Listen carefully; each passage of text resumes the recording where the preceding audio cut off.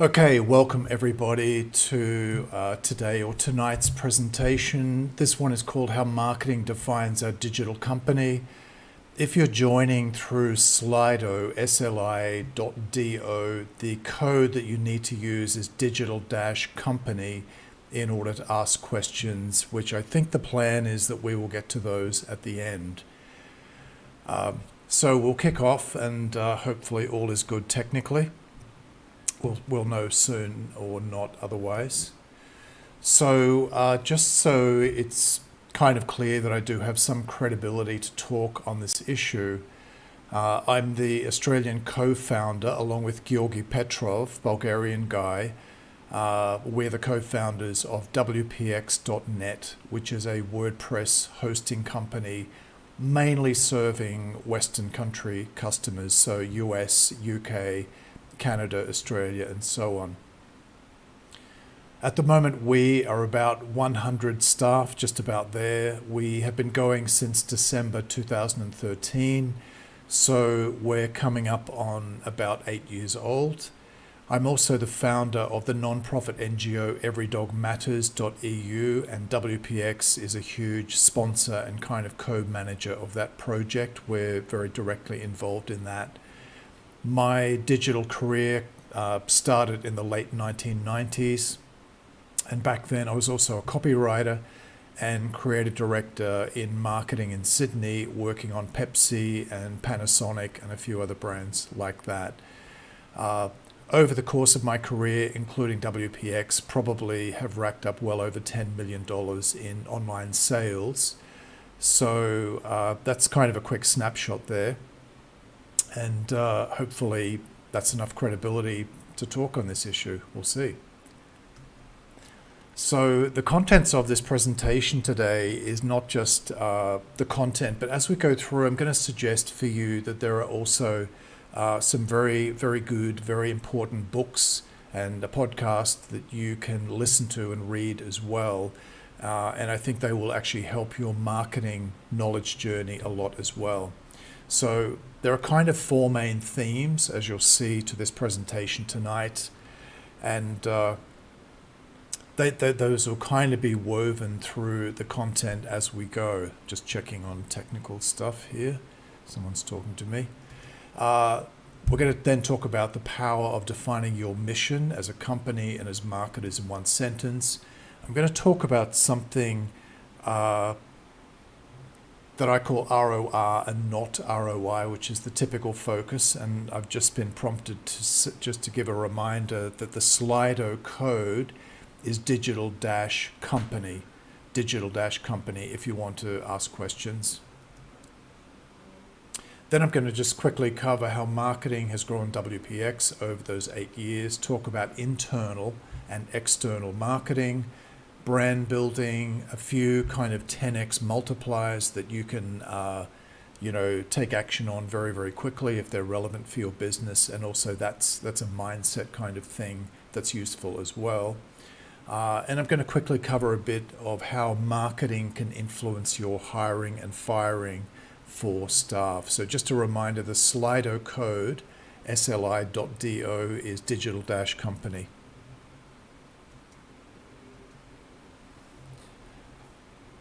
So the first of the main theme takeaways today is that the primary goal I consider for marketing, a marketing department or marketing manager, the marketing team, is that what you should be aiming for is to acquire as many customers as possible for your organization for the lowest possible marketing spend. So efficiency is quite important there, as well as scale. As you'll see when I discuss WPX.net, you should really think about high performance as a way of life and not just a slogan. And I think too many companies just use that kind of thing as a slogan. And then when you actually interact with them, you find they don't really live up to what they say they're all about, high performance, great customer service, that kind of thing. On a kind of personal but also organizational level, and this is very, very true in our experience, what we've found with WPX is that mediocrity and conformity just do not inspire anybody either outside the company or within it. So whenever you kind of see projects or work or culture that is leaning towards mediocrity or conformity, you're probably in trouble there, and you're probably not going to have as much impact as you would like. Excuse me. So while obviously all products should be good, in fact very good, what really matters in the success or not of a product's life is the good marketing, great marketing.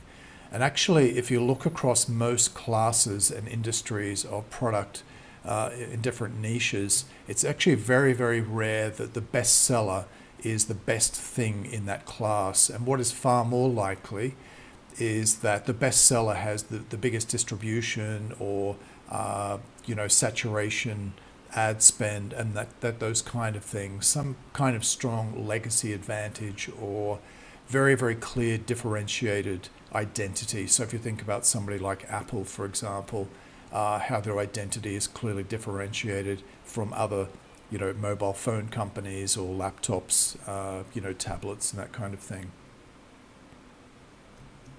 Here's a bonus theme takeaway. You were not expecting that, so that's one of the first plot twists in today's presentation. 4 theme takeaways, but you actually got 5.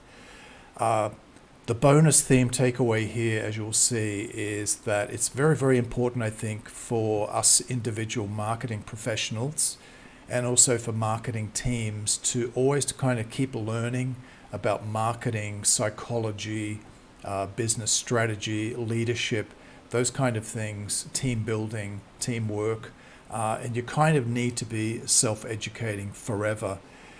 In my own lifestyle, because I drive my 3 dogs to the mountains every morning, 7 days a week, so I'm in a car quite a lot.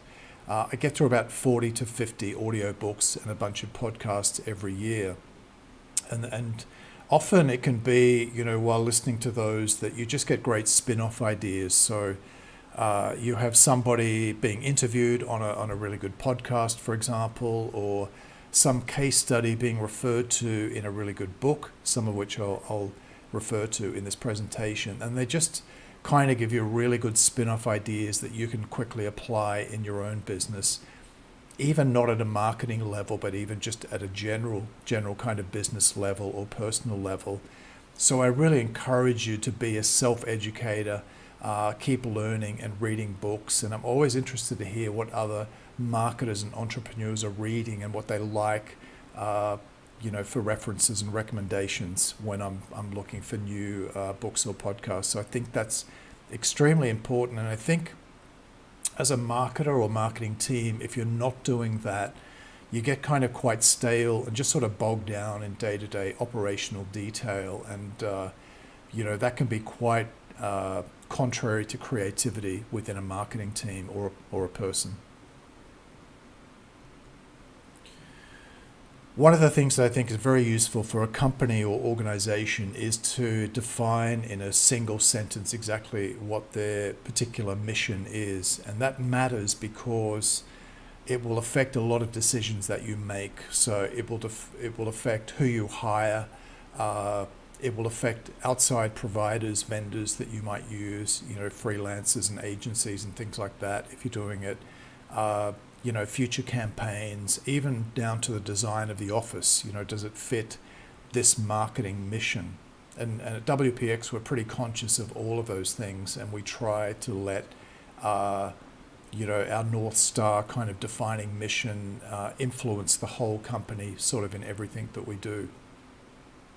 So what we came up with, this is quite a while ago. It may need a little fine-tuning and updating for 2021, but our kind of one-sentence marketing mission is to communicate the relevant, compelling, and differentiated WPX brand story, service benefits, and simple offers to a specific target audience. In our case, that is more likely solopreneurs who are not technical, quite attracted to our service. That's kind of our main core audience, not enterprise level customers or more experienced technical guys. So we need to communicate these offers to a specific target audience repeatedly, kind of forever basically, with fine tuning, through the channels most likely to reach them in order to convert them into customers at a sustainable scale. So anything that we do that doesn't really fit that, if we're thinking about getting a new jacuzzi for the office, great idea by the way, haven't done it yet, does it actually fit this particular mission here? Not sure.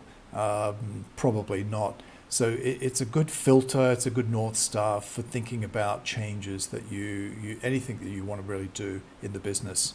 A great marketing book here is by a fellow Australian, Alan Dibb, one-page marketing plan. And you actually find the PDF if you Google it, one-page marketing plan PDF, and it's very, very simple. And it's kind of easy to dismiss because it's too simple. But actually I recommend that you read the whole book because it really gives deep background with specific case examples and actual companies for these stages, the 3 stages in the one-page marketing plan. So I think every marketing team and every marketer should read that book. And it's actually one that I come back to and reread or re-listen to about once a year. Excuse me, quick drink, quite hot.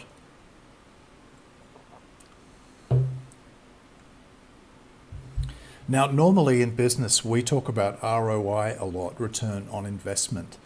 And that's fine. You know, we run a big ad campaign, big marketing project or whatever, and obviously ROI is quite important. We need that. But the thing about this ROI measure is that it's actually an outcome and it doesn't say much about how to actually get there, get to that point. So I want to propose to you to focus on a different metric, if you like, here, which is ROR, or return on relationships. And I would argue that actually relationships at all kinds of different levels that I'll get to in a minute are actually at the heart of business. If you think about all of the things that we do in business or in marketing or even in life, relationships are at the heart of it. But we tend to often focus too much, I think, on metrics and spreadsheets and Google Analytics and all of that kind of thing. And it's easy to lose sight of the fact that we are in a way, relationship business, really. Everything kind of boils down to relationships between people. So if we think about the levels of relationship that we have, it can be with your target audience, for example. It can be customers, ex-customers, staff, ex-staff, partners, suppliers, industry leaders or organizations, influencers in your industry, the media, basically any stakeholder that you come in contact with. Even at an internal level, I would argue those relationships are really important. And I think over the course of my working life, I've worked in many, many different toxic environments. And WPX is definitely not one of those. We have an amazing team now, great team. And the thing that was most obvious about all of those toxic environments, from schools and ad agencies and all kinds of different companies and things, what I noticed was basically without strong relationships, the organization could make zero progress. There was no trust. There was actually no teamwork. It was they would often be very political. So you actually have people within an organization who are paid, and their daily kind of anti-work or politics and all of that was actually destructive to the goals of the organization.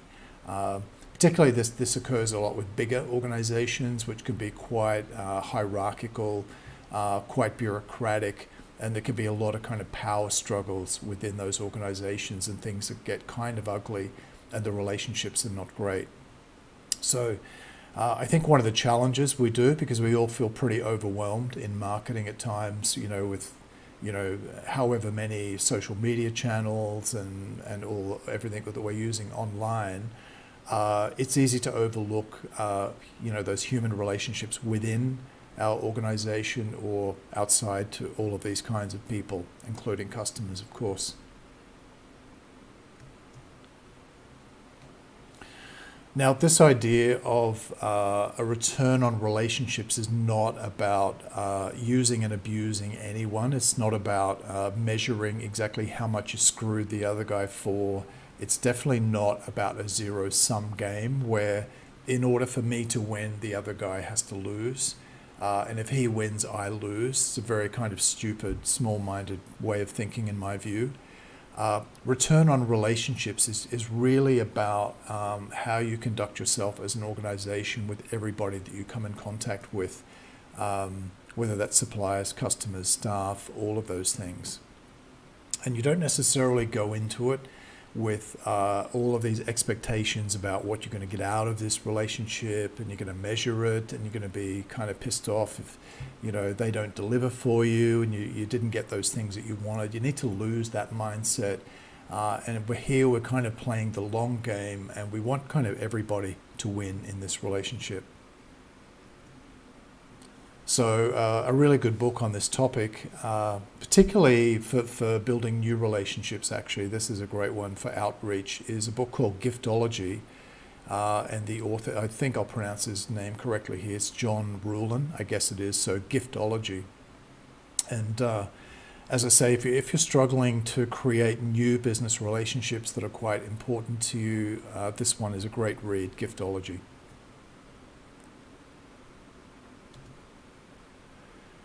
Okay, so I want to now, that's kind of a bit of a framework there, and talk into some specific things, because it's great to set up some philosophy, but it's important if we talk about how does this relate to practical things, how does it really look in real life, in the day-to-day craziness of, busy dynamic operations and things like that.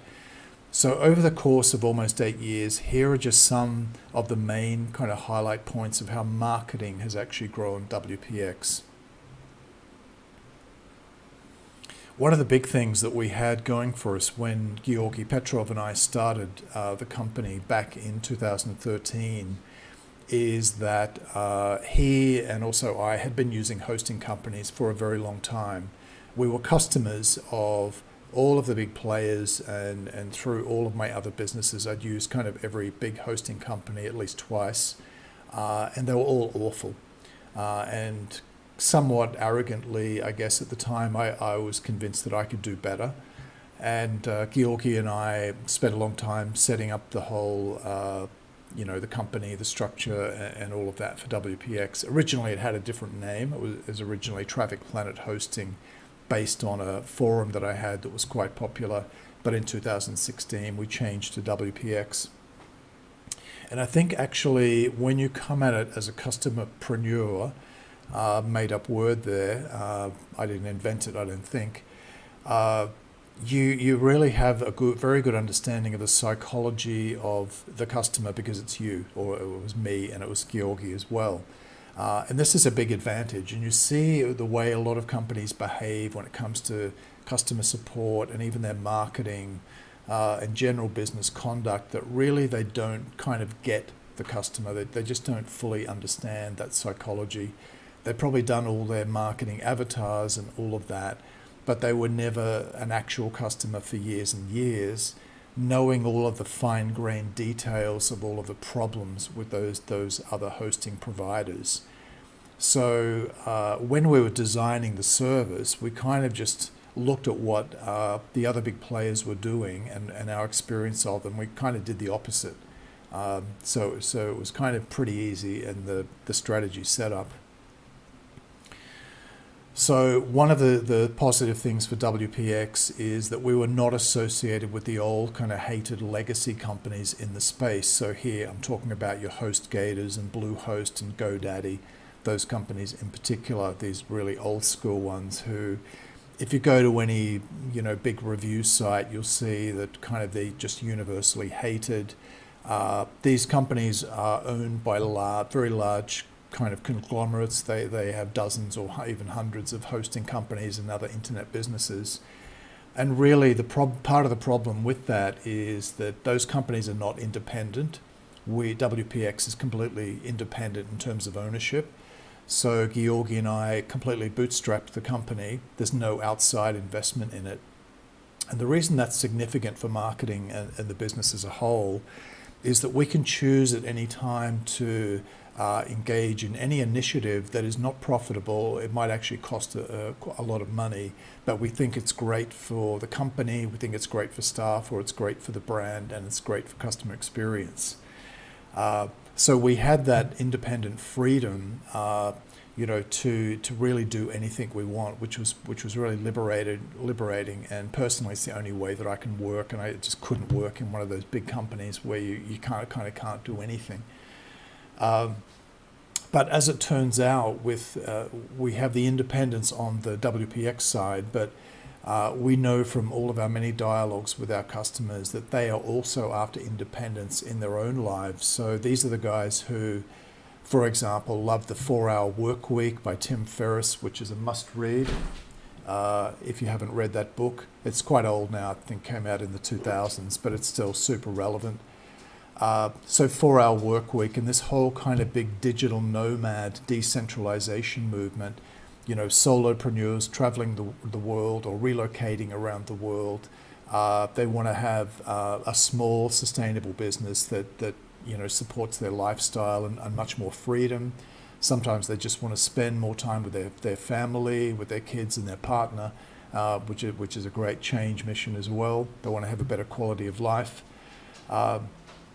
So from a marketing point of view here, our own independence fit very, very well with the kind of desire for independence in our customers. And I think if you are one of those independent-minded people, as we are, and you're kind of trying to use those other big, horrible hosts who are just all about profit, so the customer support is awful. There's no alignment there, and generally, the customers who come to us got fed up with that experience, and they wound up at WPX or a few of our newer competitors. As a kind of one of the fresh, new, young guys on the block there, we also embraced our own kind of playful vibe. So if you come to our office, for example, it might seem a bit more like a surfboard company than an IT company. And actually, we even have like surfboard in our pizza room where we have pizza every Friday. The design, we have a great designer, Venera, who we use on all our projects. She's fantastic.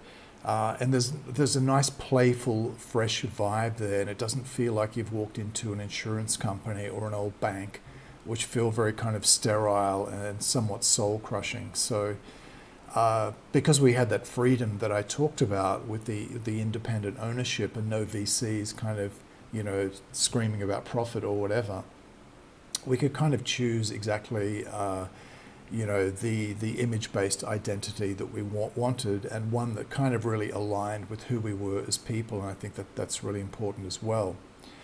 Again, here is a great reading recommendation. I think this is a 2003 book, but I think it's actually more relevant than ever, is Purple Cow by Seth Godin. That's a great book, and you should definitely check that out. Every marketer needs to read that one, and probably quite a few other Seth Godin books. Quick word of warning here, because I have 7 cats and 3 dogs at home, sometimes a cat will just appear on screen. They do like to come and screw around with the laptop when I'm doing stuff like this. Okay, quick drink time.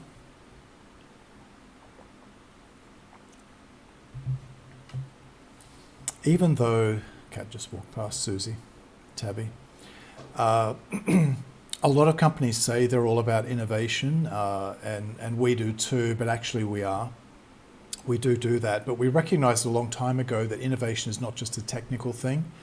Even though there's a lot of software and technical innovation in the heart of what we do, we realized, Georgi Petrov and I realized quite a long time ago, that innovation is something that affects literally every area of the business. So if you look at something like staffing, for instance, a couple of quick innovations there, then they're not mind-blowingly revolutionary, but they're a bit different to what other companies are doing. So our team leaders, where the average age is about 25 or 26, cat coming now, Maya, 25 or 26. So to fight burnout in those guys, because they work incredibly hard, we have a great team. After 8 years now, we've got an amazing team, really strong at every department. We give them 5 weeks of paid annual leave, not 4 weeks, and we also sponsor a trip for them and their partner, if they wish, anywhere in Europe or within reasonable distance of Sofia. Every year we sponsor a trip abroad. So we think it's really healthy if our leaders go and explore other great European cities. They could go to London, Berlin, Rome, Paris, wherever they want. It's completely up to them.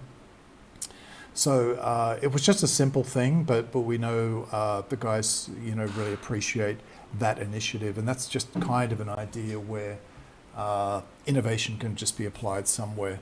We're also, don't quote me on this, but we have talked internally a lot about the viability of a 4-day working week. We haven't reached a final decision on that yet, but probably in 2022, that will be up for serious consideration and possibly some trial implementation, because we think it's great for work-life balance, excuse the cliche, but it's just good for people to live a healthier, more balanced life that isn't just completely focused on work. In customer support, we did a couple of innovations that I'll get to in a minute. I'll talk more about those. CSR is something called corporate social responsibility, where companies give money to different social causes. And what they typically do, which is fine for them, is their policy, is like every month they just give a bit of money to a different cause. So one month it might be orphans, the next month it could be an environment thing, the next month it's about the disabled or whatever. That's all good and it can help. We went a different way. And instead, we actually created our own non-profit NGO, which is Every Dog Matters. everydogmatters.eu is the website. So we're the major sponsor and co-manager of the whole project. And the goal there is not a band-aid on an existing problem, but it's about permanent, long-term transformation and resolution of the situation for homeless animals in Bulgaria and even Eastern Europe as a whole. So we've got an ambitious mission there, and we just kind of took CSR to a completely different level and took on a lot of responsibility and costs and hassle and all of that. But it's one that we really believe in, and we want to make a massive impact on that. Other innovations are things like a lot of events. So we have a full-time, what we call a Good Vibes Director, Mitko, and we're running events kind of every week, different things. They're all optional. So it could be going to a stand-up comedian event or an art class or something to do with cooking. I'll get to some of our other crazier ones shortly. But innovation, can really go right across the company in everything you do, even down to office design as well, which I did talk about. Another big aspect of the marketing is personalization and not, coming off as like a corporate, faceless, soulless kind of grey entity, like an insurance company. So a couple of ways that we do this. For example, on our blog at blog.wpx.net, I write all the articles for that, so it's just me. There is no ghost writer or hired guy in the Philippines or whatever writing articles. Nothing wrong with that, but it's not for us. My name is all over those, and hopefully my own individual style, whether you like it or not, we'll see. And also in Facebook groups, the relevant Facebook groups where a lot of our core audience hang out, I'm pretty active there, and I answer, customer issues or questions and things like that. And I viewed that as just kind of a minimum requirement, really, of what a leader within the company should do. I don't think it's particularly revolutionary. And I'm always shocked when bigger, much more well-resourced hosting companies than us don't do any of this, and in fact customers have no idea who the leaders or managers of those organizations are. I don't think that's right, and I think people want to do business with other people and not necessarily with a giant corporation. I think we kind of moved a bit beyond that.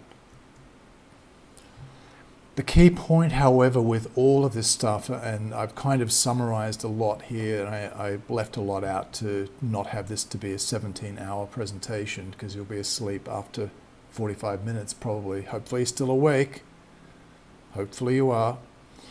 The point about all of these, though, is that they're not marketing fabrications. These are actually kind of who we are as human beings. This is how we actually work, how we live, how we like to work and live. And the key thing here is authenticity.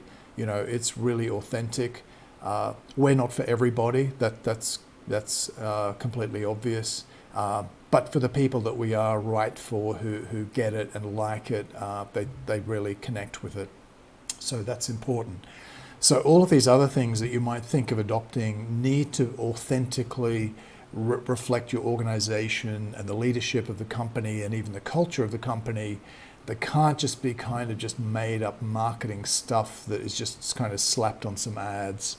I think we've all been into companies where we see a mission statement on the wall that looks completely alien from what's actually going on in that company.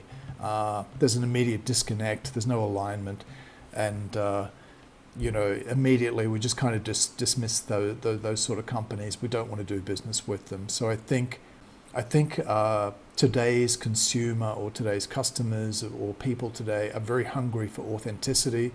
They're kind of tired of marketing BS, so they really want authentic companies, authentic people to connect with and do business with. That's my view on that. So here again, I'm kind of summarizing down a lot, but here we're going to talk a bit more about external marketing and some differentiators. Remember, we talked about that Purple Cow book by Seth Godin. It's a must read. Hopefully you're going to buy it tomorrow, right? So these are some of the highlights from the WPX external marketing story. So quite a few years ago, we aimed for, and it took quite a while to get there, on live chat support. We actually don't have phone support. And phone support, occasionally it gets asked for. A few potential customers do want that. Generally speaking, though, it's kind of being phased out across the hosting industry, and live chat is the dominant one that we have kind of gone very, very hard on and over-resourced it. We use a third-party vendor called Live Chat Inc. I think they recently changed it to just Live Chat. That they independently measure us. We've been using them forever, basically. And we publish these findings. They're throughout our blog articles. Anybody can go at any time and just look at what our independent rating is. And typically, we are averaging something like about 25 seconds response time on live chat, which is, I think, is pretty good for not just hosting industry, but kind of any company, any industry. That's pretty high and amazing, and I'm pretty sure that nobody in hosting is getting anywhere near that. Two other quick points, though, about 30-second live chat support. One is that if a WPX support agent responds in under 30 seconds and can't resolve the issue, is horrible at support, is badly trained, is rude, and all of this kind of stuff, then it doesn't matter if it's quick because the quality is really poor. So we invest a huge amount in training. We've got some phenomenal trainers at WPX and leadership in the support team. They're great. And in the last couple of years, it's just we've come on light years in that area. It's been great to watch. So we invest a huge amount in training support agents to be capable, to know a lot, to be good at troubleshooting. And what we aim for is not just the below 30-second average response time, somewhere like 25 seconds at the moment, but also that the first agent answering the chat can actually resolve the problem in most cases for the customer. So I'm just checking for my technical messages. Bear with me here. Sorry for the interruption. All good, apparently. Technology is working, yay. So yes, the first responder, the support agent, should be able to troubleshoot most problems without escalating it to a different team. And I think that adds to frustration. And I know my experience as a customerpreneur, if you remember that term from earlier on, was you just kind of get punted around to different teams, which means you go to the back of the queue for a different team, and you can be waiting 20, 30 minutes to get any action. Now, it isn't physically possible for every single technical issue, because some are quite complex, to be resolved by the first responder, first support agent there who answers in under 30 seconds, but that's what we aim for. And most of the time, we do deliver that.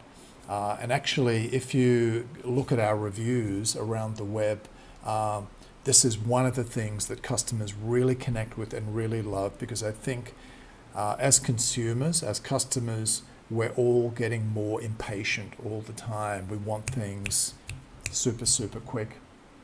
So I think this really aligns well with the kind of modern consumer or customer. Their expectation is that something will be done very, very quickly. The single best ever thing that we did for the marketing ever for WPX, and this is borne out by many, many hundreds and hundreds of reviews and video testimonials and all of that. I forget the actual date that we introduced this, but I think it's somewhere in the region of 4 to 5 years ago. Something had always bugged me about hosting support generally, which was that if let's say I'm a blogger and my blog is about surfing, and a technical problem means that my site has gone offline. So I go to the hosting company and I say, hi, I'm Terry, I'm a surfer from Australia. My site's gone offline. Can you help? What they typically will do is send you a link. They might have a quick look and send you a link to a very long knowledge-based article that's very, very technical. So they don't actually fix anything. They just send you an article. And from there, I'm now, as the blogger guy with the website down, I now need to read the article, understand it, find in there hopefully the solution, and then apply it. And if I'm a non-technical person, which most of us are, and most customers are, this could take days and be massively frustrating. So we introduced this thing called the Fix For You Free Guarantee, which is basically if your site goes offline for any reason, technically, come to WPX support, and we will fix it fast and free. We'll get it back online. And the thing is, because our guys are used to troubleshooting problems and can identify and diagnose the problem very, very quickly, often it's just a couple of minutes and the site is back up and running again. It could have been restored from an old backup, excuse me, some other technical issue. But the thing is, they actually use their hosting expertise to help the customer. Now, when I explain it like that, it probably seems like the most obvious thing in the whole world, except that's not how it's done in web hosting, or, and it still isn't largely by most companies. And it's a little bit like, let's just say that you owned a Toyota car and you went to the Toyota mechanic. The guy had a look and then he threw you a technical manual and he said, read chapter 12, you'll find the gearbox issue in there and you can fix it yourself. So I don't think there's any other industry that expects customers to fix their own their own product that they own, except in web hosting. So as I say, this was our best word of mouth marketing weapon, people talking about us on social media. This is the big one. This is the one that really differentiated us strongly. And when you think about it, there's no technology involved here. There isn't some new fancy software innovation or discovery in a quantum computing laboratory in China or whatever.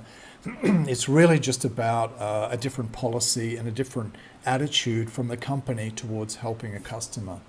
So the thing that really launched us from a marketing point of view was something kind of always right under our noses. We just need to pay attention.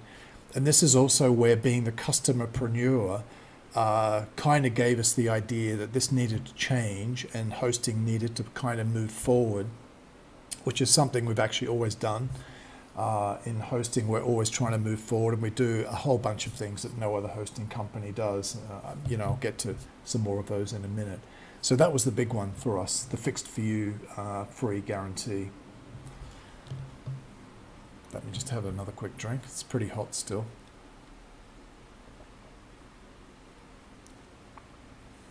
Hopefully you're still with me, because I can't see anybody or hear anybody at the moment, maybe later. The next big thing about our external marketing is that when independent bloggers, guys with big followings, started testing our site, and also this was a conscious internal decision as well, they noticed that we were extremely fast. The websites hosted with us were very, very quick, and even Google insists very heavily on this today. So site owners, webmasters, this is a really, really big issue. And even just a couple of months ago, I think it was, there's a guy called Kevin Ohashi, and he's an independent tester.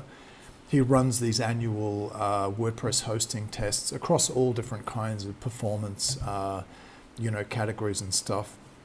And he divides up the competition by price. So he's got like under $25 a month, and 25 to 50 a month, and then 50 to 100 a month, and above there. So the result that just came out a couple of months ago, one of the tests was which hosting company was the fastest on the global average. So, this is around maybe 7 or 8 global locations. He uses a site called webpagetest.org, another independent tool. And what he found from that is across the 3 categories that we entered, WPX entered, so we're in minus under $25 a month, 25 to 50 and 50 to 100. We won all 3.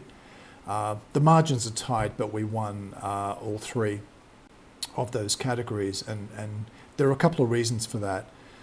Because we're independent, if you remember that issue from before, we had the freedom to invest very heavily in high-spec servers. And we had the freedom and independence to not overload them with accounts, which is typically what a lot of hosts will do in order to make it more profitable. So those 2 factors alone gave us a lot more speed. But also a few years back, we decided to invest in building our own CDN. So this is something called a content delivery network. And to my knowledge, we're still the only host in the world that actually has our own custom-built CDN for our platform. And a CDN is basically a network of servers or VPSs all around the world where popular pages on websites get stored. So that, for example, let's just say that I live in Chicago and my site is hosted with WPX in Chicago, which is our main US base there. But someone is accessing the site from New Zealand or from Russia. Or maybe from Brazil or something like that. Those popular pages don't load from Chicago. They load from a VPS or a server in New Zealand or Russia. We have a CDN endpoint in Moscow or Brazil. And the effect of that is that for those people accessing the site from those different faraway locations, it's extremely fast. It just loads instantly. So this is how the combination of those 3 things, our own CDN, which we call an XDN, and another kind of mini innovation here is that we've made it free for every customer. We don't charge. It's not an upsell. It's free for all WPX customers. So we had our CDN, which we call an XDN, WPX, XDN. You get it, marketing. We had that. We have very powerful servers, and we don't overload our servers, and we own them. Most hosting companies rent servers, which are usually not as good, or they're relying on another infrastructure provider, to give that to them. So those 3 things added up to us kind of winning. And even in other tests, Matthew Woodward, he's a very popular blogger in SEO and internet marketing. He's run tests for a few years, and we crushed competition as well on his. And those are just 2 independent, sources. Kevin Ohashi's website, his main one is reviewsignal.com. This year, he did a whole new big website just for this hosting test, which is all independent, nothing to do with us. I think it's wpHostingBenchmarks.com if you want to just see how WPX performed there. But we did well. We blitzed them on speed. I talked about that visible leadership of the company, and to my knowledge, again, that's unlike anyone else in the industry. I don't see the CEO or CTO of WP Engine or Kinsta, let alone HostGator and all those type of companies out there writing their own blog articles or appearing on videos, talking to the customers or audience as well. And I think people want that. Throughout this process, we also recognized that our audience are really not technical people. So when we first began in 2013, we kind of shamefully just copied every other hosting company website because we thought that's what you do. We're kind of very new to hosting at that time. We weren't new as customers, but we're new as hosting providers. So I think, looking back at our original homepage, it's just full of technical jargon, and you've got SSD, SSL, so many acronyms there that I lose count of them all. And the thing that we found over ongoing dialogue with our audience through the years is most of our customers actually don't even know what those things are. And it's all kind of just Chinese to them. So we have, over the years, we kind of massively tried to simplify our language, but also simplify the process of doing those technical things that are needed to run a website. And as much as possible, we actually remove them. So we either do it for customers, like migrating their website, moving their website from another host to us, which is something we do for free within 24 hours, usually 7 days a week, unlimited. Most other hosts charge for that, or they do the first one for free, then they charge for it, and it can take 3 days to a week. We know speed is important, so we do it within 24 hours with a dedicated team for that. And actually migrating websites, moving websites from one host to another is quite tricky. And it's very easy to get it wrong and kind of mess up a lot of stuff, and that delays the process as well. So we've tried to very much simplify the process for the customer. We've still got work to do there. We want to completely revise our customer admin panel. That'll happen within a few months. And just speed up and simplify a lot of processes that customers need to do. And one of our internal metaphors for this is something like a smartphone, where the software underneath it's probably really complex, but actually for the user at the front end, it's pretty simple. There's a lot of swiping and just tapping icons and things like that. So we're trying always to simplify for our audience as well. Yeah, as I said, not technical. And the final point here that I'll mention, I probably missed a few things because we are trying to innovate lots of things simultaneously, maybe too many. The fact that we both sponsor and manage our own no-cage open yard dog shelter. And if you go to that website at everydogmatters.eu, you will see the same kind of attitude of trying to move something much further forward than it currently is in the way that we, the philosophy behind this dog shelter and others that will have bigger ones in the future, which is moving away from putting dogs into tiny cages for life and instead having only huge yards. Our biggest is 2,000 square meters and most are around 600 square meters there. It's out at Costenbrod, our first one. The dogs are much happier there. They're really social and friendly, whereas in a normal dog shelter in a tiny cage, they're all extremely frustrated and depressed and all of that, which makes them harder to adopt, ironically. So that's another thing, it's in this corporate social responsibility area. So you can see here now, if I come back to the title of this slide here, these are good differentiators. So, and I guess this comes back to an earlier theme that I mentioned, which is if you're just delivering mediocrity and conformity, nobody is really going to be inspired by that.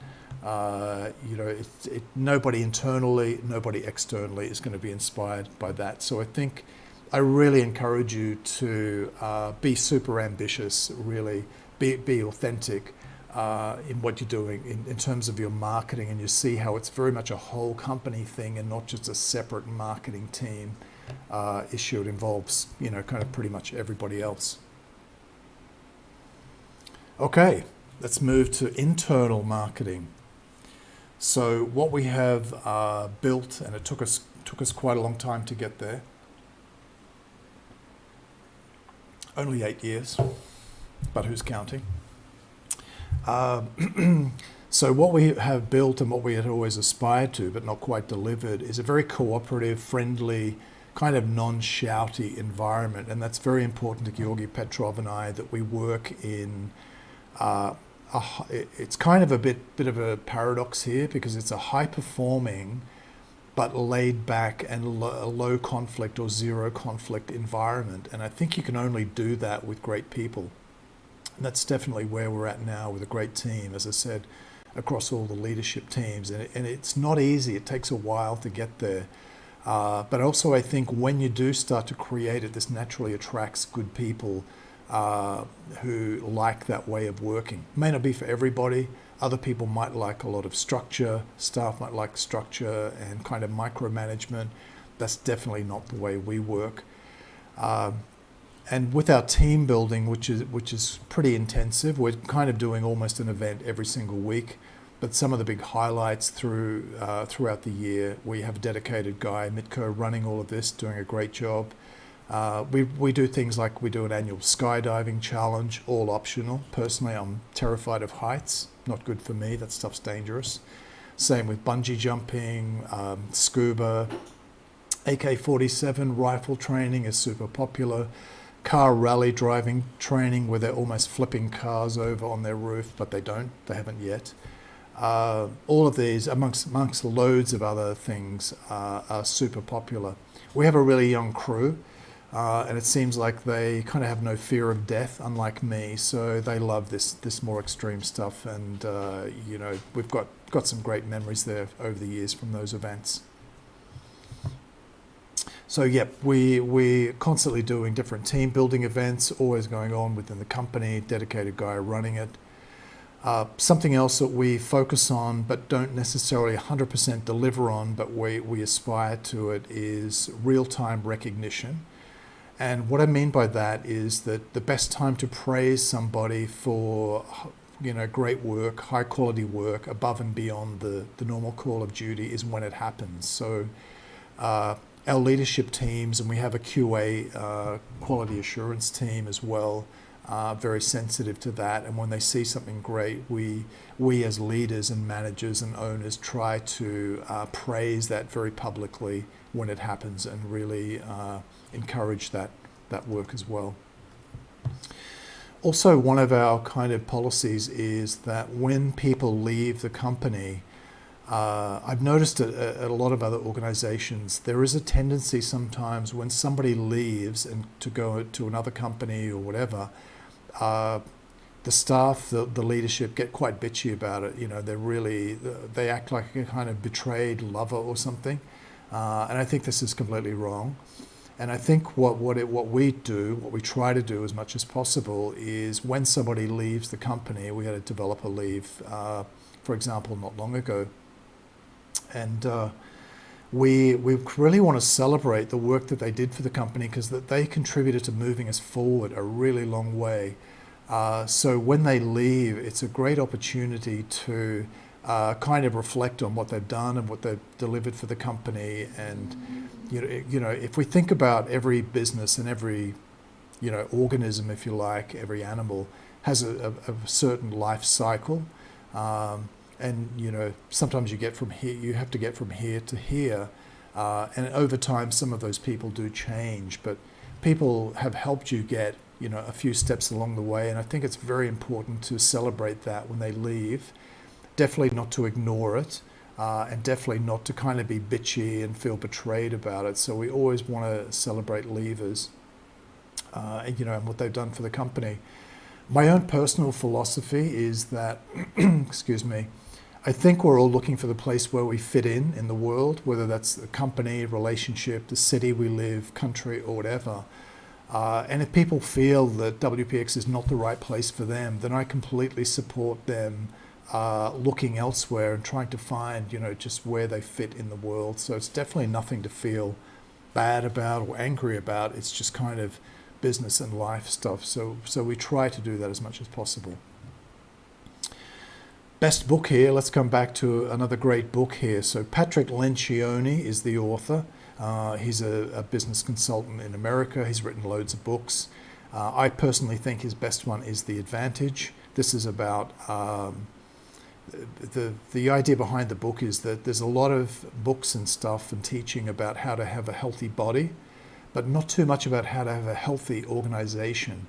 So this book is all about that, and the very specific things that you can do, even with a small organization, to make it a lot healthier, a lot more dynamic, and a lot better place to work. I didn't put it on the screen here, but I'm going to throw in a bonus book here as well as a plot twist. You did not see that coming, did you? Which is a book called The 4 Disciplines of Execution. And it's by a whole bunch of authors, but mainly Chris McChesney is the first one. The 4 Disciplines of Execution. That's a great book as well.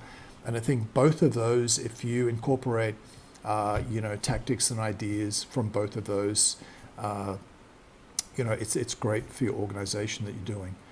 So you can see we talked here a bit about external marketing and then internal marketing, how marketing is very much, tied up in communication and culture and behavior and conduct of the company and the people within it. It's all, to me, they're all very, very closely kind of interwoven and just part of the same thing. Okay, let's get on to a bit of brand building stuff.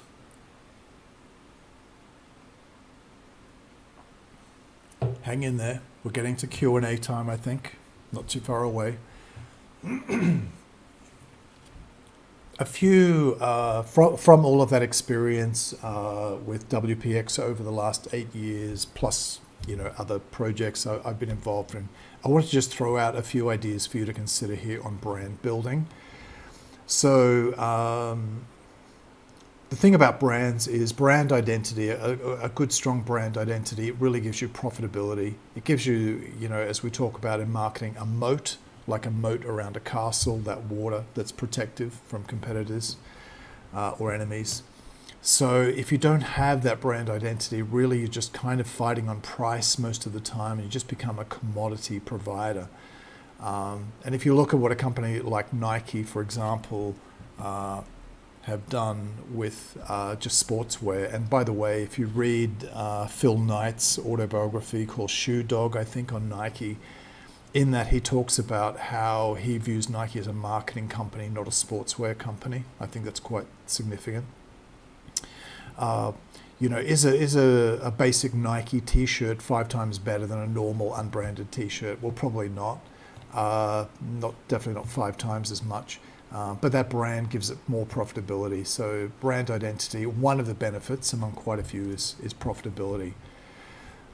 However, having said that, I think the brand must accurately reflect the company leadership, the culture, the daily life, and the company goals. And it shouldn't just be a phony kind of marketing thing just slapped on a bunch of ads. I think people see through that straight away. With whatever you're doing with your own marketing and even organizational, structure and daily life, I think we all have to fight the impulse to follow the herd and just do the Me Too thing of copying everybody else. So whatever you're doing, whether it's images, videos, campaigns, office design, your website, I think you've always got to find that purple cow, kind of Seth Godin, some differentiators there. Brand building, of course, does require patience and quite a lot of money, but I think it's less than you think. And probably in 1 year or less, given the nature of social media now, positively and negatively, you can actually build brands pretty quick, much quicker than pre-internet days or early internet for sure. I think on a personal level, and this stuff matters, I think it's really important, for your own happiness and future growth as a marketing professional. If you're working for a company, I think your personal values have to align with the values of the organization. And I think it's tremendously depressing if not. So, for instance, for me, I find it, kind of suicidally depressing to be in an extremely bureaucratic, sluggish company or organizations that's not agile, that doesn't innovate, isn't initiating interesting projects, isn't looking forward, but just kind of is stagnant, staying where it is. For some people, that might be completely perfect because that's their values, but for me, that's just a soul killer. So I think, sorry for the cliche here, we only have one life. So wasting it now, in a company where your personal values don't align with the company or organization, I think is terrible. Just don't do it. That's my big advice there. In brand building, people want to connect with other people, and people, of course, can be a brand. If you look at Kim Kardashian or whoever, those people are brands. But more realistically for us, people just want to connect with other people whose values they share or respect, not faceless corporations. And I think the good news for us marketers today in 2021, we've never been able to more directly reach our target audience online than right now at very cost-effective prices. Social media channels or relevant web properties, it's never been easier to get our message out. It's never been cheaper, despite Google ad click prices on Google search. That's the exception, not the main rule here. And I think it's never been easier. And we should feel empowered and kind of excited to get out there and, kind of market like crazy and test things out, split test and try all kinds of bold initiatives. My recommendation here for follow-up education is a podcast by fellow Australian guy, James Schramko, Superfast Business. It's been going for, I think, about 8 to 9 years. There are over 800 episodes. Tons of amazing marketing, highly successful marketing people and online business people interviewed there, sharing their best tactics, strategies, breakthroughs, and all of that. It's all free. You can go on Spotify or iTunes and check out Superfast Business. Tell James that I sent you. He'll appreciate that. Okay. So just wanted to add a little bit more value before we get to some questions here. This is just a few examples of kind of value multipliers, I'll call them here, in WPX. And I think it's always important to think, how can we get a bit more out of what we're doing? So things like, for example, whenever you create content in one medium, try to repurpose it for others. So, video to audio. If you've got someone in your organization or even an outside speaker doing a keynote speech, make sure you get high quality video for reusing it for years. Popular blog articles, just check your Google Analytics, etc., can be redone as videos. When you find those outliers that really connect with audiences, you've got to take full advantage of them and then kind of put them in different mediums. You can put on TikTok, if it's relevant for your audience, every possible channel. Another value multiplier, and we've just started doing this at the dog shelter, is tech companies have started coming out there to do team building days, and team building is a really big deal. WPX, we do a lot of it, we invest a lot in it, so do other companies, and when they come out to the dog shelter, they just happen to find out about WPX and what's going on there, and some of them could well turn into future employees there. Also with WPX, all support emails. This is a very old school tactic, but not many people use it. All WPX support emails, and there's a huge, just naturally a lot going on all the time. We have so many customers. Feature a PS below the signature about our other projects, which include inflectionpoint.life. I'll let you go there and find out about that. I think it's pretty interesting. And also Every Dog Matters. And this idea of putting PS to point out other things or offers not used enough, and it's a killer tactic that costs nothing, but can actually give you a lot more business or exposure. With all our WPX staff, because we're kind of always recruiting, if they refer one of their friends to WPX and they go on to permanent contract with us, we pay a $500 level bonus. So we've kind of just multiplied our recruiters out there in the marketplace. And if it's great people on our staff, it's likely that they're, friends who are in a similar kind of tech profession, high quality as well. And that we've got a lot of great people that way. A great book on this topic, again, it's an older one, but completely relevant for today. Jay Abraham is a big kind of marketing author, thought leader, all of that. The book is Getting Everything You Can Out of All You've Got. It's a great book, really great. Okay, hiring and firing, just a few quick observations here. I think after this we're getting to conclusion and questions, so stay with me.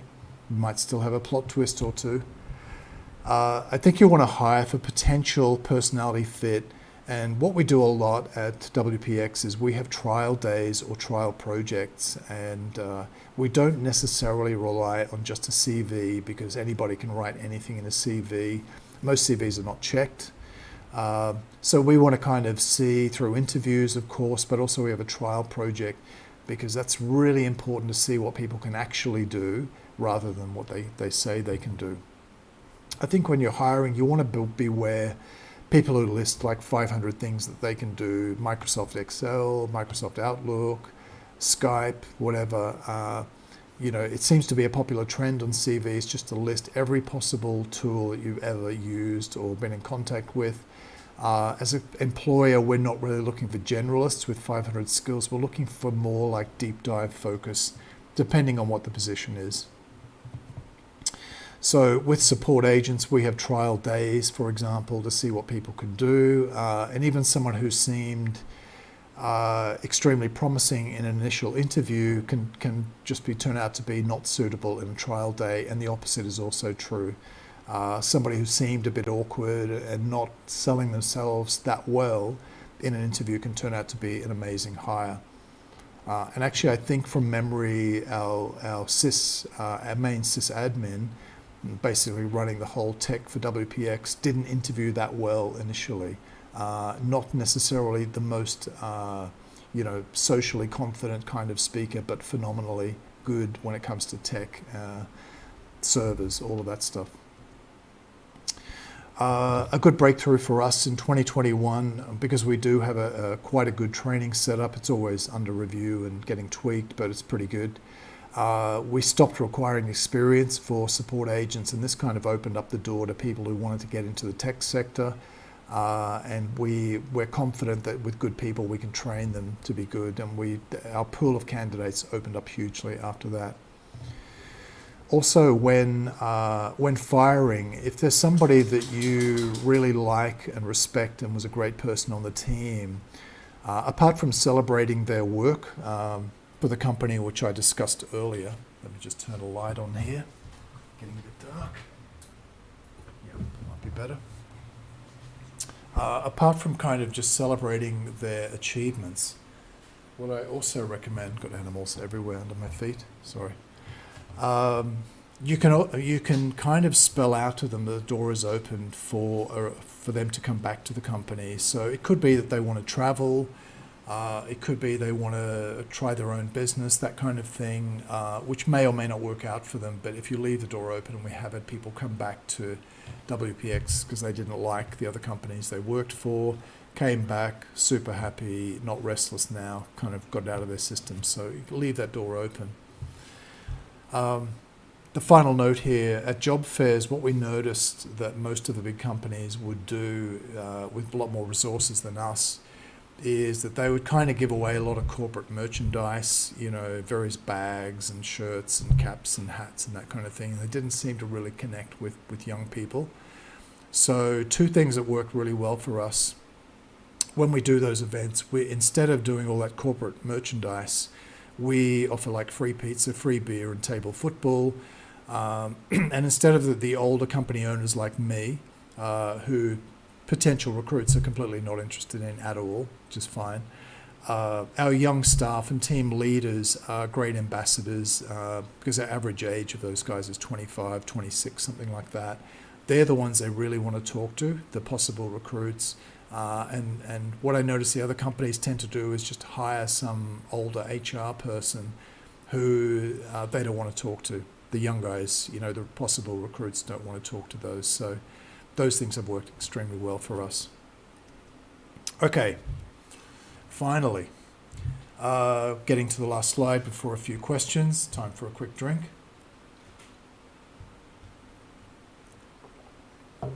Hopefully all is still good on technology side. I've got no messages on the phone. Okay, to kind of summarize everything here, hopefully this has been interesting for you. We live it and do it kind of every day. So if you're not currently working in a company in digital marketing or you're relatively new to it, hopefully, this has given you more insight. I think it's really important to have clarity about what we do in digital marketing and business and even in life. that makes a huge difference to really think about it and have that clarity. You should also be authentic about your ambitions and mission and not try to be something you're not. We're not Bluehost, we're not HostGator, we're not GoDaddy. We don't want to be. In fact, we're the opposite of those companies. Even though they're massive, they're whales compared to us, we're pretty more or less happy with our own identity, level of success, and kind of growth. Growth progress. We're pretty happy with that. A good question to ask here is, are you being ambitious enough?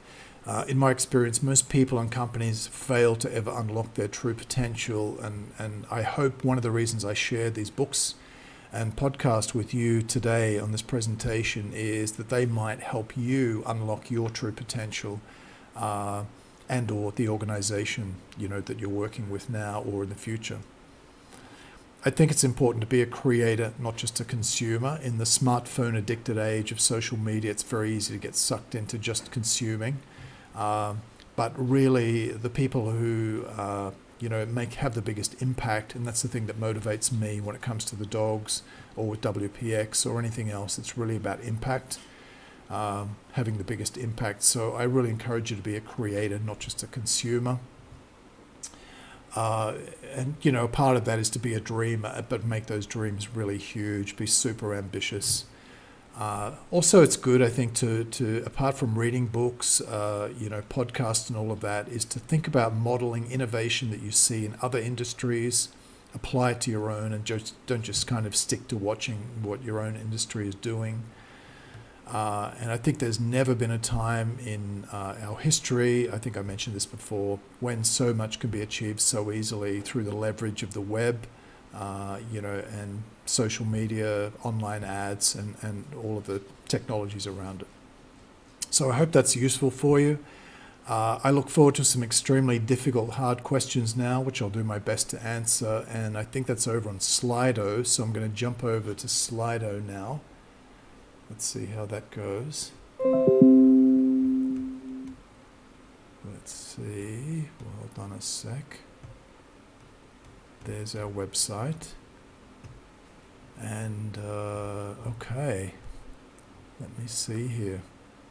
Hopefully the technology is working.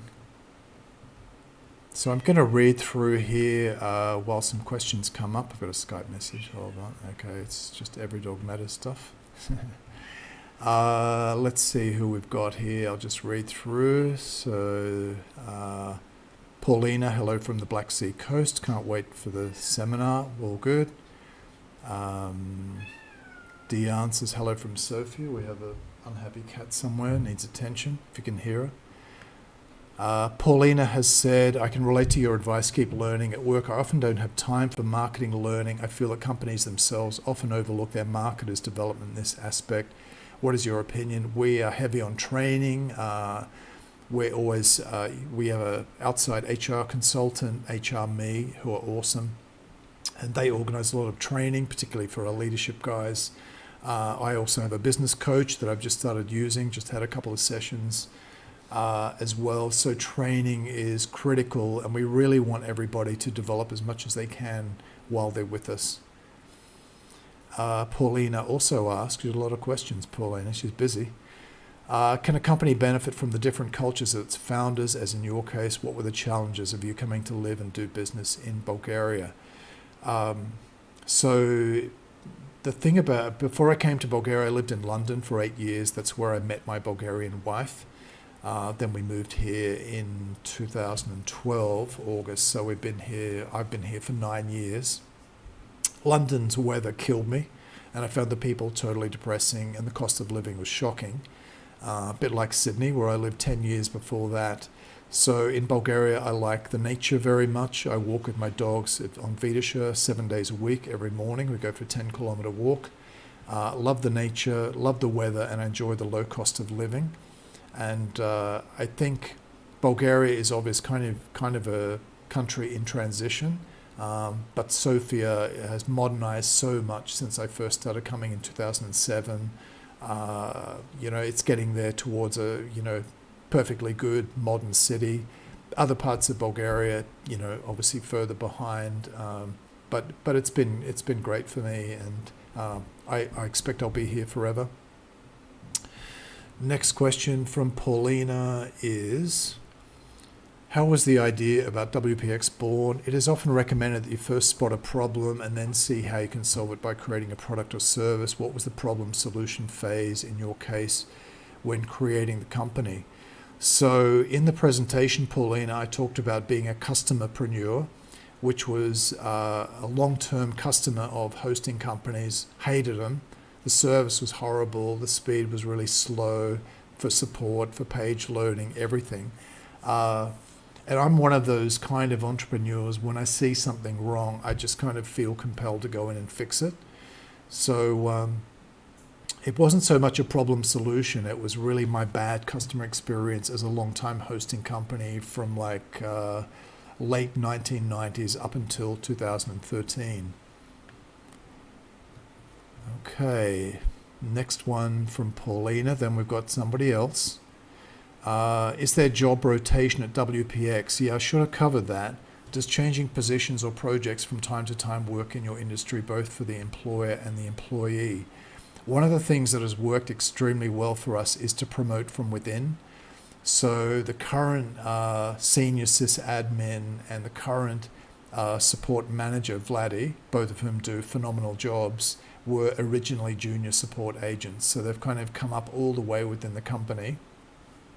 But quite often they will go, for example, from support into technical area.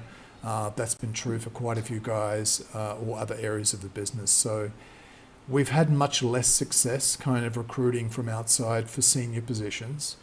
And typically what works best is promoting from within. And that's why we also have, senior guys at a very young age, like 25 or 26.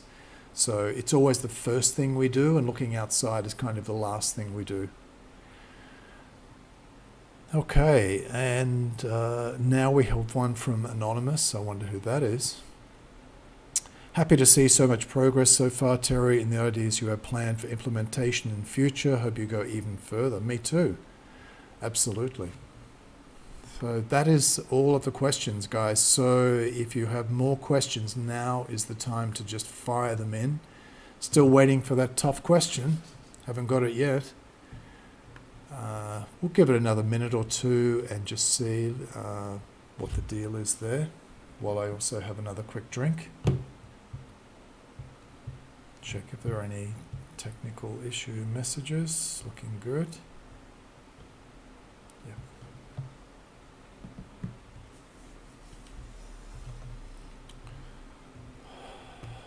Okay, that might be the end of the questions now. Thank you, Paulina, for all those questions. Very good. And you brought up things that I forgot to mention. So we might be getting to the end now of the event. I'll just give it one more minute and then we might call it a day there.